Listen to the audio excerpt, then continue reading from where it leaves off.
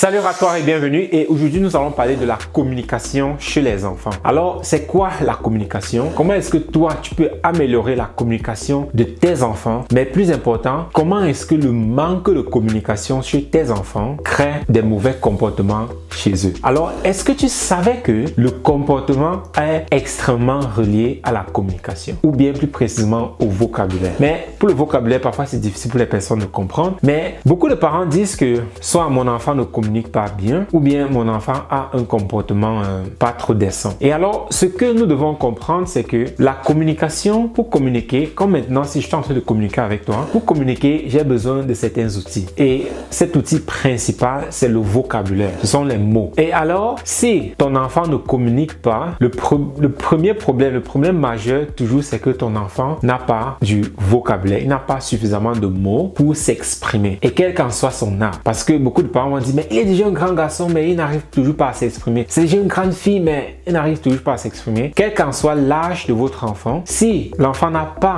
du vocabulaire, alors ce sera difficile pour l'enfant de communiquer. Ce sera difficile pour l'enfant de s'exprimer. Certaines recherches ont montré que les personnes agressives et violentes deviennent agressives parce qu'ils n'ont pas des mots pour communiquer d'égal à égal avec d'autres individus dans la société pour obtenir ce qu'ils veulent sans toutefois utiliser de la violence. Et pour les enfants, très souvent, si votre enfant n'a pas suffisamment du vocabulaire, alors il va beaucoup plus utiliser les pleurs, les cris, la violence pour communiquer avec vous. Soit il utilise cette méthode de force pour communiquer, soit l'enfant devient extrêmement timide. Il se renferme complètement sur lui-même et il ne parle pas du tout car il n'a pas des mots pour s'exprimer. Pareil, quand votre enfant développe son vocabulaire, alors votre enfant devient plus posé. Donc, si vous avez des enfants qui sont trop agités, et ici je tiens à souligner qu'il y a un dynamisme et il y a une différence entre les filles et les garçons. Oui, je sais, à la télé, les médias, on essaie de nous comprendre que les filles sont comme les garçons, mais là moi je te dis que c'est pas le cas. Les deux ont un dynamisme très différent. Les filles sont en général plus posées. Là je parle vraiment des enfants. Ils sont en général plus posés que les garçons. Les garçons en général, ils sont plus actifs. Donc ils ont besoin de plus de temps de jeu,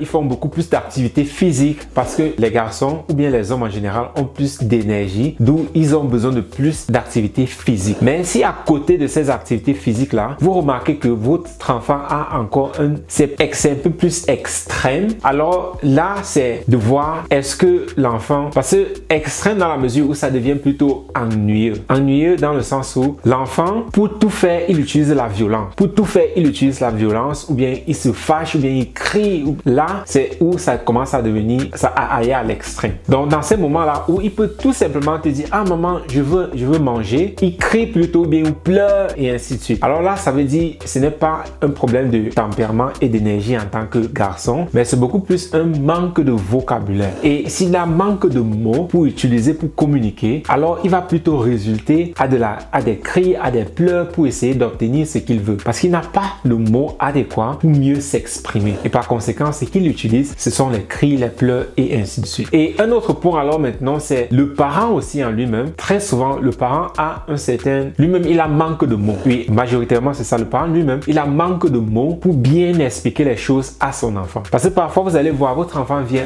Maman, c'est quoi ça? C'est du savon. Ok, c'est quoi le savon? C'est... Tu déranges trop. Tu poses des questions bêtes comme ça là. Là, c'est clair que le parent ne sait pas comment répondre à cette question. Parce que lui-même, il lui manque des mots pour s'exprimer. Et le résultat alors, c'est qu'il crie sur l'enfant. Il dit, ah, tu déranges trop, je suis occupé, je n'ai pas du temps. Mais en fin de compte, c'est parce qu'il ne sait pas comment répondre à la question de l'enfant. Et ce que cela crée alors chez l'enfant, c'est ça lui empêche encore plus de parler parce que quand il te demande de discuter avec lui, c'est le fait de t'écouter, de lui expliquer les choses. C'est là que l'enfant crée sa compréhension. Et là aussi, cela lui permet d'avoir encore plus de vocabulaire et de mots pour pouvoir mieux s'exprimer. Mais quand tout ce que vous dites à l'enfant, c'est ah, tais-toi, tu déranges trop, tu bavardes trop, et ainsi de suite, alors cela le prive énormément des explications que vous lui donnez au quotidien. Oui, les explications que vous donnez à votre enfant au quotidien développent énormément les connaissances de votre enfant. Oui, les connaissances, les explications que vous donnez au quotidien à vos enfants, c'est ça qui développe l'intelligence de votre enfant. Le problème, c'est que si votre enfant n'a pas suffisamment de vocabulaire pour comprendre ce que vous dites, alors ce sera aussi encore plus difficile. Mais si déjà vous-même le parent, vous n'avez pas suffisamment de mots pour communiquer cela avec votre enfant, alors ce sera impossible. Donc, Donc, les problèmes de communication que vous pouvez avoir présentement avec vos enfants, c'est tout simplement déjà au niveau du parent, développer votre vocabulaire déjà au niveau du parent et en même temps expliquer énormément des choses à votre enfant. Parce que c'est dans cette explication-là que votre enfant apprend. Mais si vous ne lui donnez jamais des explications parce que soit vous prétendez que vous n'avez pas de temps ou bien vous n'avez pas suffisamment du vocabulaire pour expliquer cela à votre enfant, alors votre enfant sera limité, médiocre et idiot. Je ne sais pas comment formuler ça. Je n'ai pas une autre manière pour formuler ça. Donc, développez énormément votre vocabulaire à vous. Cela va aider dans votre communication avec votre enfant et en même temps développer le vocabulaire de votre enfant parce que plus votre enfant aura un vocabulaire, plus votre enfant sera stable. C'est-à-dire, il va se fâcher moins, il va moins créer de problèmes parce qu'il peut s'exprimer. Et alors, pour vous, ce sera plus facile en tant que parent parce que vous allez pouvoir avoir une conversation avec votre enfant quand les choses ne vont pas comme elles devraient aller. Et cela, croyez-moi, cela vous faciliterait énormément la tâche. Cela simplifierait énormément votre vie d'avoir un enfant qui a un très bon vocabulaire, qui peut très bien s'exprimer de telle sorte qu'il puisse vous expliquer tout ce qui ne va pas à l'intérieur de lui comme à l'extérieur de lui. Et vous-même, le parent, vous devez faire pareil. Parce que beaucoup de parents ont parfois honte, parfois de parler de l'éducation sexuelle avec leurs enfants. Mais c'est quelque chose que tu dois le faire. Parce que si tu ne communiques pas avec lui sur ce point-là, quand tes enfants commencent à atteindre la puberté, alors ils vont l'apprendre à l'extérieur.